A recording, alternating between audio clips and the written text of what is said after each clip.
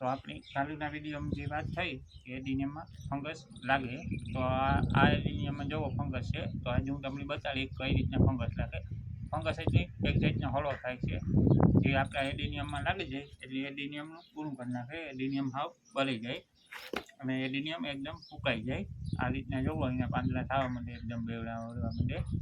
જો આ ભેગા થઈ ગયા એ રીતના પાંદડા ભેગા થઈ જાય. તો આ જોવો આમાં હે અહીં તમે દબાવો ને એટલે તમને ખબર પડી જાય. આ દબાઈ ને એટલે એમાં ફંગસ હોય. તો આપણે એના માટે કામ કરવું પડે કે આને કાપવું પડે. તો એ હાટું મેં કામ કીધું કે આ બ્લેડ લઈ લીધી અને બ્લેડથી આપણે કાપી નાખ્યું. અને આ જોવો આપણી જે વાત કીધી હતી કે આપણે એક પાવડર જોઈએ, એ આ છે ફંગીસાઇડ પાવડર. એ સાપ છે, આનું નામ સાપ ફંગીસાઇડ છે. તો આ આપણે જોઈએ અને આને કામ કરવાનું કે પછી માથેથી લગાડી દેવાનું. જો આમાં લખાય છે સાપ ફંગીસાઇડ. હાલો વિડીયાને બહુ લાંબો નથી કરવો અને આગળ વધારીએ વિડીયાને. તો જો આમાં આથી ફંગસ બેસે ગયો તો આપણે આથી કાપી નાખીએ આ ડાળની. આ રીતના બ્લેડિંગથી ઉડાડી નાખવાની.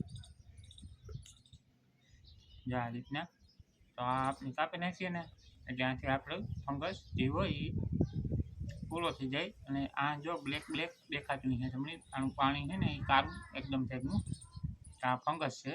તો આજે આપણે આને નાખી દેવાનું જ છે. નકર આથી આ કામ છે કે આથી હળો બેસે ને, આથી બેઠો હોય તો એ આખાઈમાં પછી ધીરે ધીરે ફેલાતો જાય અને આપણું આખું એડિનિયમ પૂરું થઈ જાય.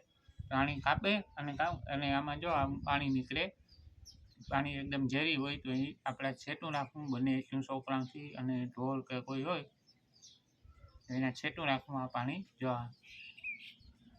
આ પાણી નીકળે આમાંથી, તો એની પાણી છે ને અડવું નહીં બહુ, બને ત્યાં લગર પછી ટાઈયાથી છેટું જ રાખવું. અને જો આ છે એ આ ફંગીસાઇડ છે, એ આપણે કામ કરવાનું જરાક લઈ લેવાનું. આ રીતના આંગળીમાં લે અને જ્યાં આપણે કટ માર્યો હોય ત્યાંથી કાપ્યું હોય ને આ રીતના ભૂંસી દેવાનું. એટલે ત્યાંથી આપણો હળો થઈ જાય બંધ. બસ એટલું જ કરવાનું હોય, બાકી કંઈ બીવાની જરૂર છે નહીં. કદાચને હળો બેસે હોય તો આવું એક લઈ લેવાનું ફંગીસાઇડનું પાવડર, ગમે એ લઈ લ્યો પછી ગમે એ હાલે, એવું કંઈ નથી કે આ જ કંપની જોઈએ. તો આ રીતના કાપે અને આ રીતના ભૂંસી દેવાનું. બસ સાદું અને સિમ્પલ કામ છે, આપણી ગાયો ઘા થઈ જાય.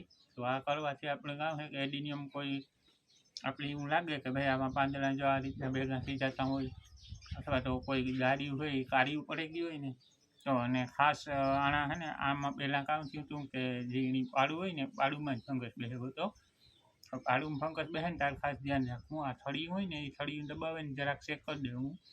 મહિને 15 દી છે ને આપણે એ થળિયું દબાવે ચેક કરી દેવાનું.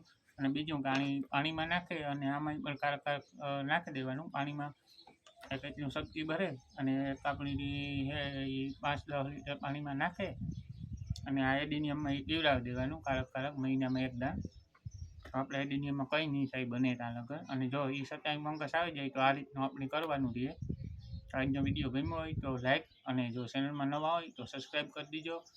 વિડીયોમાં મજા આવી હોય તો એક કોમેન્ટ કરી દીજો કે વિડીયો કેવો લાગ્યો એ. હાલો તો આજનો વિડીયો આજ પૂરો કરીએ.